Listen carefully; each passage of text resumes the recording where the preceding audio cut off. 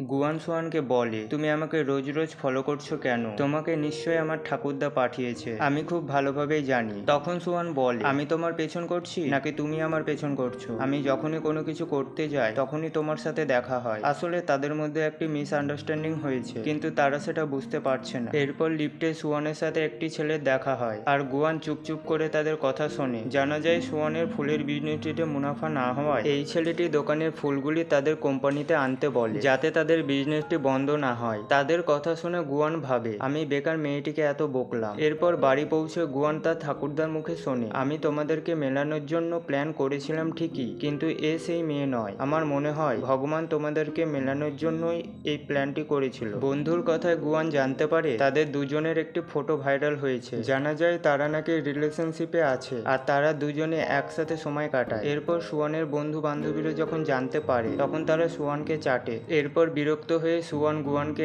এক জায়গায় ডাকে, আর তাদের মধ্যে ভুল বোঝাবুঝি দূর করার জন্য গুয়ান তাকে বলে, তুমি আমার ড্রাইভার হয়ে যাও, যাতে আমি সবাইকে বলতে পারি যে তুমি আমার ড্রাইভার। তখন অন্য কোনো রাস্তা না দেখতে পেয়ে সুয়ান তার কথা মেনে নেয়। পরের দিন গুয়ানের কাছে একটি ফোন আসে। জানা যায় আজ রাতের ডিনার পার্টিতে তাকে প্রেজেন্ট থাকতে হবে। পার্টিতে গুয়ান সোয়ানকে নিয়ে যেতে চাইছিল, তাই সে সোয়ানকে একটি মলে নিয়ে যায় আর নিজের পছন্দ মতো ড্রেস কিনে দেয়। এরপর পার্টিতে একটি লোকের সাথে গুয়ানের দেখা হয়। জানা যায় তার ঠাকুরদার সাথে লোকটির খুব ভালো সম্পর্ক আছে, কিন্তু পার্টিতে সোয়ানকে দেখে মেয়েটি জেলাস ফিল করে। পরে যখন জানতে পারে গুয়ান তাকে তার রাইট হ্যান্ড বানাতে চায়, তখন মেয়েটি ভেতরে রেগে ওঠে।